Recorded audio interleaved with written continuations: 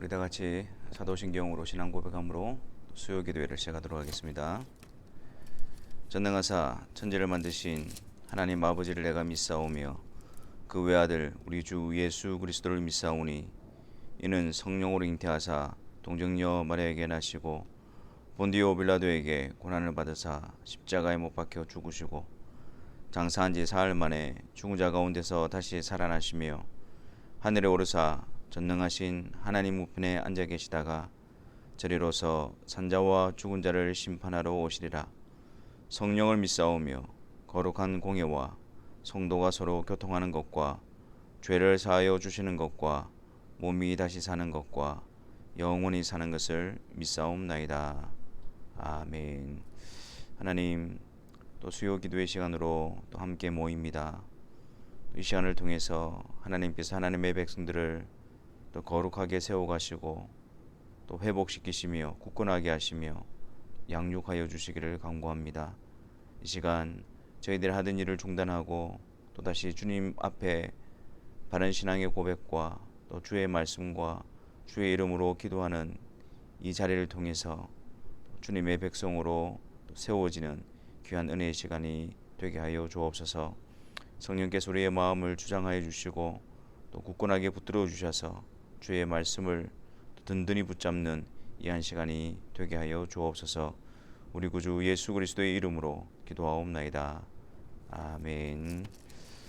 하나님 말씀 보겠습니다. 여호수아서 16장 1절부터 10절입니다. 여호수아 16장 1절부터 10절까지 우리 다 같이 함께 하나님 말씀을 읽겠습니다. 요셉 자손이 제비 뽑은 것은 여리고 샘 동쪽 곧 여리고 곁 요단으로부터 광야로 들어가 여리고로부터 베델 산지로 올라가고 베델에서부터 루스로 나아가 아렉 족속의 경계를 지나 아다롯에 이르고 서쪽으로 내려가서 야블렛 족속의 경계와 아래 벳 호론과 게셀까지 이르고 그 끝은 바다라. 요셉의 자손 므낫세와 에브라임이 그들의 기업을 받았더라. 에브라임 자손이 그들의 가족대로 받은 지역은 이러하니라. 그들의 기업의 경계는 동쪽으로 아다롯 아달에서 윗 벳 호론에 이르고 또 서쪽으로 나아가 북쪽 믹므다에 이르고 동쪽으로 돌아 다낫 실로에 이르러 야노아 동쪽을 지나고 야노아에서부터 아다롯과 나아라로 내려가 여리고를 만나서 요단으로 나아가고 또 답보아에서부터 서쪽으로 지나서 가나 시내에 이르나니 그 끝은 바다라. 에브라임 자손의 지파가 그들의 가족대로 받은 기업이 이러하였고 그 외에 므낫세 자손의 기업 중에서 에브라임 자손을 위하여 구분한 모든 성읍과 그 마을들도 있었더라. 그들이 게셀에 거주하는 가나안 족속을 쫓아내지 아니하였으므로 가나안 족속이 오늘까지 에브라임 가운데에 거주하며 노역하는 종이 되니라. 아멘. 우리가 지난 시간 15장부터 가나안 땅을 또 각 지파별로 분배하는 내용을 살펴보고 있습니다. 하나님께서는 가나안 땅을 다 정복하신 후에 지파별로 그 땅을 나누어 주신 것이 아니라 주요 거점 도시들을 정복한 후에 또 여호수아가 또 나이가 많게 되어지고 그래서 제비 뽑아서 각 지파에게 먼저 땅을 분배를 합니다. 그리고 각 지파는 분배받은 땅에서 또 자리 잡고 있는 가나안 7족속을 몰아내는 싸움을 계속해서 감당해야만 했습니다. 첫 번째 제비 뽑아서 땅을 분배받은 지파는 바로 유다 지파였습니다. 유다 지파는 예수 그리스도가 오실 지파였고 또 유다 지파가 항상 선두에 서 있으며 먼저 이렇게 언급이 되어지는 것은 하나님의 백성들에게 있어서 머리가 되시고 대표자가 되시는 예수 그리스도를 예표하기 때문입니다. 그래서 이제 갈렙이 이 산지를 내게 주소서라고 하나님께서 약속하신 그 헤브론 산지를 또 요청을 하고 그 땅이 여전히 아낙 자손이 자리하고 있고 또한 견고한 성읍으로 또 둘러싸여 있고 또한 고산지대에 있기 때문에 그 산지는 결코 쉽게 차지할 수 있는 땅이 아니었음에도 불구하고 갈렙은 그의 나이 85세임에도 불구하고 하나님의 약속을 믿고 믿음으로 그 땅을 요구했던 장면을 우리가 살펴보았습니다. 그래서 갈렙은 그 뒤로부터도 시간이 어느 정도 지난 후에 여호수아가 죽은 후에 그 헤브론 산지를 차지하게 되어지고 그리스도께서 이 땅에 오시고 또 이 땅에서 구속의 사역을 이루실 그 땅을 준비하는 일에 사용되어지는 것을 보았습니다. 오늘은 16장에서 두 번째 땅을 분배받는 지파를 기록하고 있습니다. 1절에 보면 그 지파가 바로 요셉 자손입니다. 야곱의 12아들 중에 각 아들들은 한 지파씩 땅을 분배받았지만 이 요셉의 자손, 즉 므낫세와 에브라임은 각각 한 지파씩, 그렇게 해서 두 지파를 요셉의 자손이 분배받게 되어집니다. 이것은 창세기에 야곱이 요셉에 대해서 예언하고 축복할 때에 요셉에게 장자의 축복을 예언했던 그 내용이 성취가 되어지는 것으로 보게 되어지는 것입니다. 그런데 지금 이 요셉이 11번째이지 않습니까? 그런데도 두 번째로 이 요셉의 자손 므낫세와 에브라임 지파가 그 땅을 분배받는 순서를 가지게 되어집니다. 이것은 하나님께서 유다 지파를 중심으로 세우실 남유다와 그리고 요셉의 자손 중에 에브라임 지파를 중심으로 해서 세워질 북이스라엘, 이 두 남북을 구조적으로 보여주기 위해서 이러한 순서를 취하고 있는 것입니다.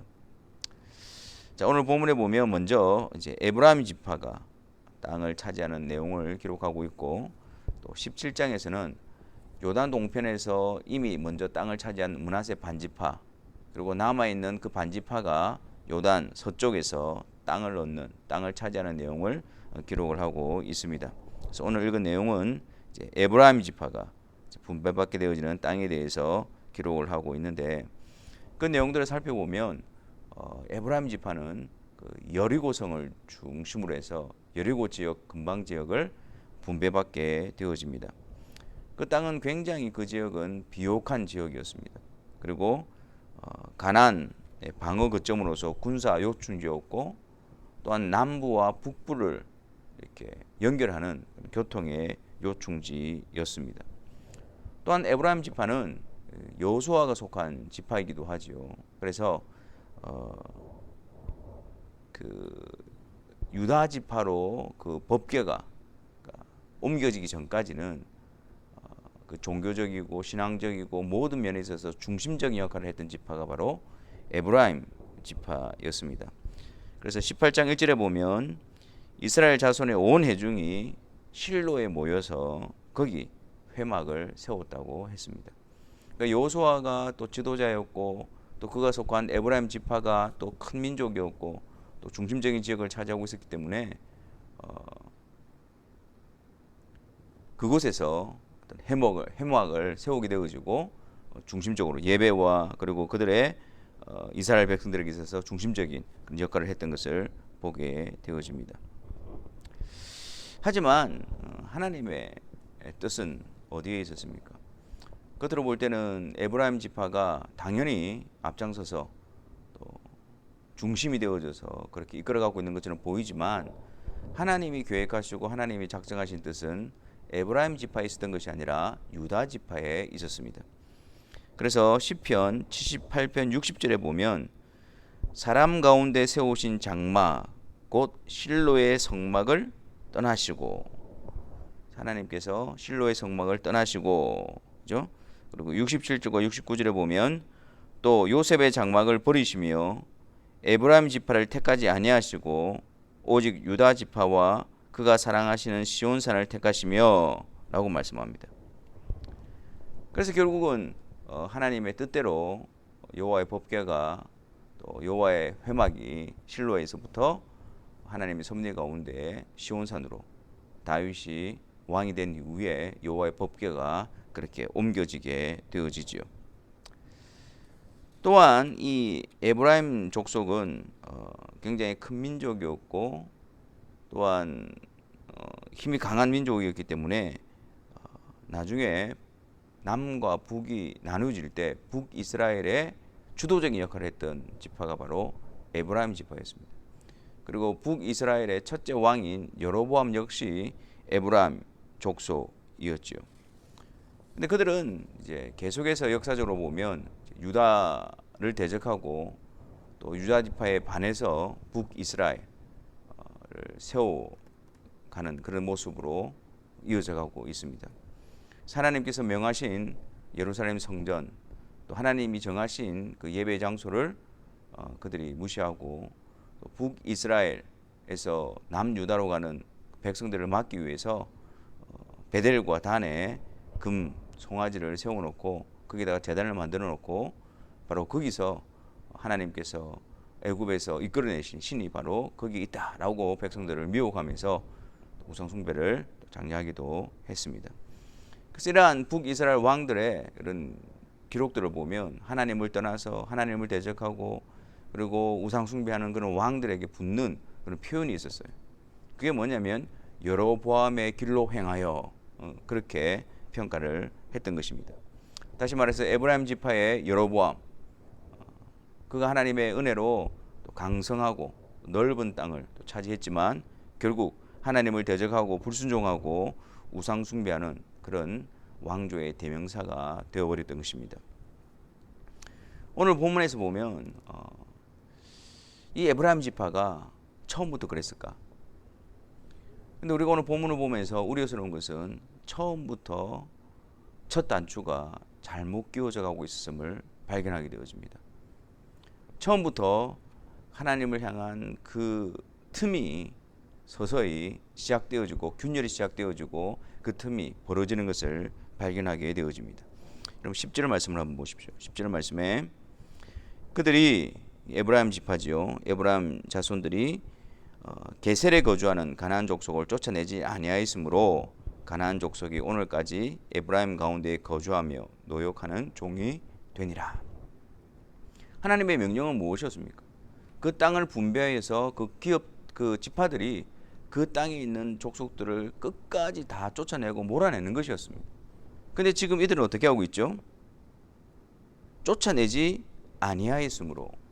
근데 가만히 보면 그들을 노역하는 종으로 삼아버립니다. 그러면은 이들이 어떤 힘이나 어떤 능력이 없어서 그 가나안 족속을 쫓아내지 못한 것이 아니라 그 가나안 족속을 쫓아낼 마음이 없었던 것이었습니다. 그래서 그들의 생각은 자신들이 그들을 힘으로 제어할 수 있고 또한 그들을 종으로 삼으면 현실적으로 더 많은 이익을 누릴 수가 있다라는 그런 생각을 했던 것입니다. 그러면서 그들은 하나님의 명령에는 전혀 관심을 가지지 않았습니다. 현실적으로 도움이 되어지고 유익이 되어지고 우리의 편리함에 도움이 되어진다면 그것을 선으로 여기고 그것을 행하는 그런 일들이 일어나고 있었던 것입니다. 이런 이유로 어떤 현실적인 편리함이라든지 그런 눈에 보이는 이익이라든지 어떤 이런 이유로 철저하게 하나님의 명령은 그들에게서 외면당하고 있었던 것입니다. 여러분, 우리가 신앙인으로서 가장 경계해야 되는 모습이 바로 이러한 모습입니다. 현실적으로 도움이 되어지고 그리고 또한 편리함을 가져다 준다면 그것이 하나님의 말씀에 위배된다 할지라도 그것을 좋게 여기는 자세, 이것이 굉장히 위험한 자세가 되는 것입니다. 하나님의 백성에게서도 하나님의 말씀은 뒷전이 되어져 버리는 것입니다. 사실 지금 이 이스라엘 백성들이 지금까지 쭉 7년 동안 가나안 땅의 주요 거점들을 차지하기 위해서 오랜 기간 동안 싸움을 감당해 왔습니다. 그리고 이제 땅을 분배받고 있습니다. 이제는 좀 그들도 지쳤고 또 힘들고 피곤하고 좀 정착해서 좀 편안하게 쉬면서 지내고 싶은 그런 마음이 있었을 것입니다. 그래서 그냥 적당하게 그냥 크게 우리에게 영향을 안 미치는 범위 안에서 그냥 그렇게 살면 되지 않는가, 그러한 생각들이 자리 잡았을 것입니다. 굳이 끝까지 그들을 쫓아낼 필요가 있겠는가 라는 현실적인 생각이 하나님의 명령을 약화시켜가고 있었을 것입니다. 하나님의 말씀과 명령 앞에 굳이 그렇게까지 할 필요가 있는가, 이것이 유혹입니다. 하나님의 말씀과 명령에는 굳이 그렇게까지 할 필요가 있는가가 아니라 계속해서 끝까지 순종함과 충성됨 외에는 다른 옵션이 없습니다. 다른 선택이 없습니다. 좀 더뎌갈 수 있고, 좀 넘어질 수도 있고, 쓰러질 수도 있고, 실패할 수도 있습니다. 그렇다고 해서 우리가 그 걸음을 멈추거나 다른 길을 찾아서는 안 되는 것입니다. 다시 그 길에서 힘을 내고, 다시 그 길에서 회복되어지고, 다시 그 길에서 깨어서 계속해서 그 길을 걸어가야 되는 것입니다. 하나님의 말씀과 명령 앞에서 내가 해보니까 안 되더라, 내가 해보니까 힘들더라, 어렵더라, 불가능하더라, 그러한 이유가 제시가 되어져서는 안 됩니다. 왜요? 그 길은 하나님이 명령하신 것이기 때문입니다. 그것은 하나님의 말씀이기 때문입니다. 그러므로 우리는 항상 그 하나님의 말씀 앞에서 끝까지 충성되게 순종하는 길 외에는 우리가 가야 할 다른 길은 없는 것입니다. 우리도 그런 말을 많이 하지 않습니까? 그런 생각이 많이 젖어 있지 않습니까? 하나님의 말씀인 줄 아는데, 알긴 아는데 현실적으로 어렵다는 이유로, 현실적으로 힘들다는 이유로, 또 알지만 귀찮다는 이유로 우리가 하나님의 말씀을 철저하게 외면하고 있지는 않습니까? 이것이 모든 사람이 다 그렇다고 해서 정상적인 모습이 아니라 깨어나야 될 자리고 회개해야 될 모습인 것입니다. 자, 여러분 한번 보십시오. 10절 말씀에 계속해서 보면 가나안 족속이 오늘까지 에브라임 가운데에 거주하며 노역하는 종이 되니라. 지금 여기서 누가 종입니까? 누가 누구를 종으로 삼은 겁니까? 에브라임 지파가 그 땅에 거하는 가나안 족속을 종으로 삼아 노역을 시키고 있습니다. 과연 그럴까요? 과연 에브라임 지파가 가나안 족속을 종으로 삼고 있는 것일까요?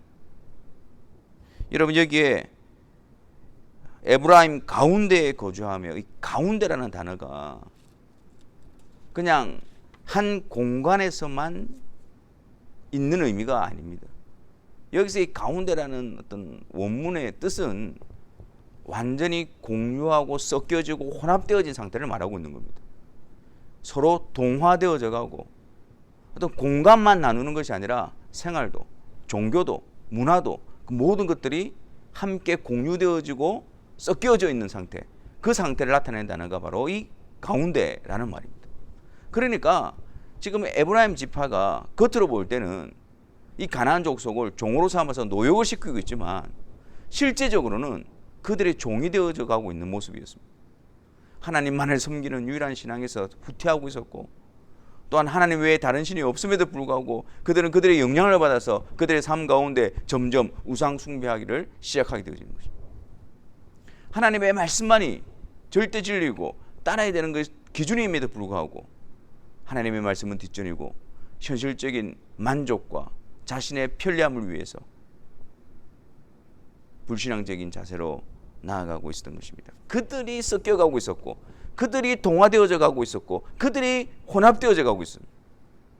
영적으로 볼 때 가나안 족속의 종이 되어진 것은 바로 에브라임 지파였습니다. 우리가 겉으로는 신앙생활을 하고 겉으로는 하나님의 백성이라고 하면서 우리가 세상의 가치와 또 세상의 생각과 그런 것에 젖어갈 때 우리는 그들의 종이 되고 있다는 사실을 기억해야 합니다. 우리가 계속해서 하나님의 말씀에 순종하는 그 싸움을 감당하지 않고 어떤 이유에서든지 그것을 멈추고 있다면 우리는 그들과 섞이고 있다는 사실을 기억해야 됩니다. 하나님을 섬기고 명령에 순종하는 일에 귀찮음과 현실의 편리함에 사로잡혀 하찮게 여기고 있는 것만큼 하나님의 심판 아래에 있다라는 분명한 증거가 없습니다.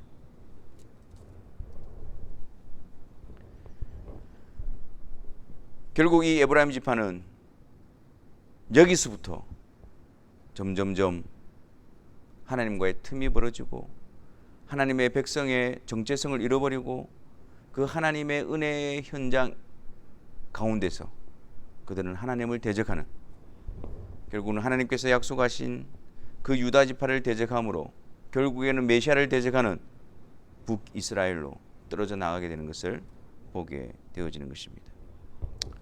여러분, 우리는 매일매일 우리 자신의 걸음을 점검해야 합니다.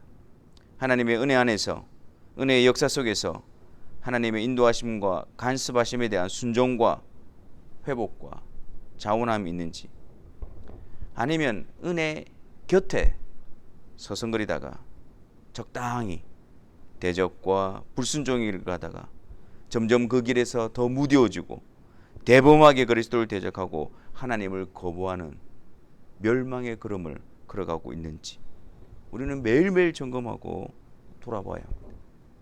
그 은혜 안에서 우리 자신들을 확증하고 확신하고 또 그 은혜 안에서 우리 자신들을 점검하며 주의 손길을 간구하고 매일 주님의 인도하심 앞에 우리가 깨어 있는 자로서 세워져야 합니다. 우리는 하나님의 백성이지 않습니까? 성도들이지 않습니까? 그리스도인들이지 않습니까? 주님을 따라가는 자들입니다. 우리가 가야 할 길은 정해져 있습니다. 다른 길이 될 수가 없습니다. 다른 길에서 내가 하나님의 백성이다, 다른 길에서 내가 성도다, 다른 길에서 내가 그리스도인이다, 그렇게 말할 수는 없는 것입니다. 은혜로 부름받은 그 존귀한 이름, 하나님의 백성, 그리스도인, 성도로서 그 은혜에 합당한 그 길을 걸어가기를 힘쓰십시오. 그 길이 멀고 험하여도 생명길 되나니 찬송하며 감사하며 주의 도우심을 구하며 한 걸음 한 걸음 그 길을 걸어가는 것입니다. 그래서 우리 심령이 무뎌지기 전에, 강팍해지기 전에, 완고해지기 전에, 고집스러움으로 돌이키지 못할 지경에 이르기 전에 매일매일 성령께서 말씀으로 또한 주의 은혜로 주의 손길로 우리의 마음을 어루만지사 항상 주님 앞에서 깨어 있으며 항상 주님의 길을 걸어가는 그리스도께 속한 하나님의 백성들로서의 복된 삶을 걸어가시는 우리 모두가 되시기를 주님의 이름으로 축원합니다. 우리 시간 하나님의 말씀을 생각하면서 함께 기도하는 시간을 가졌으면 좋겠습니다. 우리는 하나님의 놀라운 은혜로 하나님의 백성과 하나님의 자녀된 자리에 부름을 받고 있습니다. 그 자리에서 우리가 열심을 다하여 달려가고 있는 것이 어디입니까? 우리가 그 은혜 가운데서 우리가 마음을 쏟고 있는 것이 어디입니까? 그 은혜 속에서 우리에게 나타나는 열매, 그 역사가 무엇입니까? 혹시 그 은혜 가운데서 하나님의 말씀을 외면하고 그 은혜 가운데서 세상과 섞이며 그 은혜 가운데서 하나님을 대적하고 우상을 숭배하는 그런 하나님이 원치 않는 일이 서서히 우리 가운데에 자리 잡고 있지는 않습니까? 이 시간 다시 한 번 더 성령께서 우리의 마음을 감찰하시사 주님 앞에서 우리의 모습을 드러나게 하시고 그 은혜 가운데서 합당한 자로 우리를 또 깨우쳐 주시고 세워달라고 이 시간 하나님 앞에 기도하며 나가는 시간을 가지도록 하겠습니다.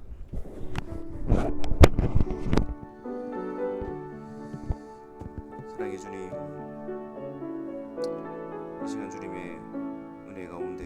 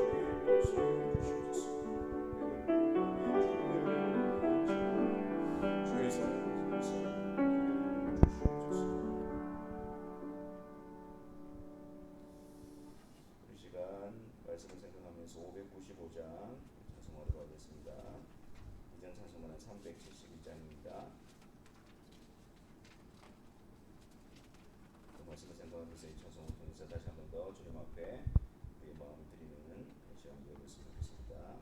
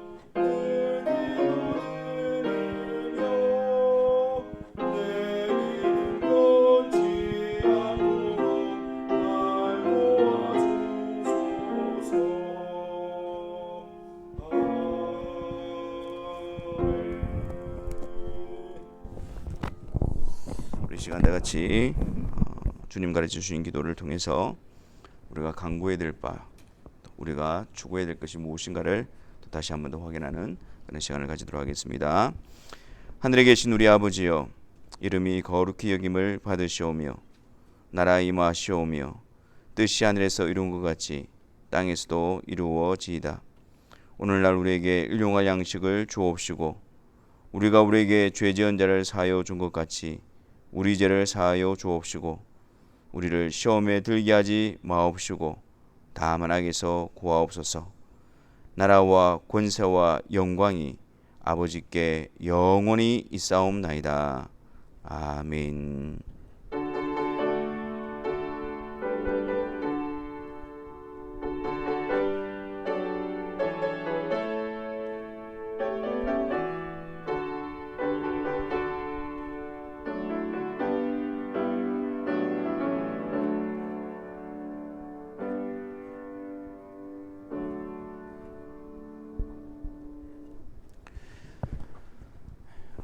주 안에서 주님의 도우심으로 또 항상 성도의 길을 걸어가시는 우리 모두가 되기를 바랍니다. 감사합니다.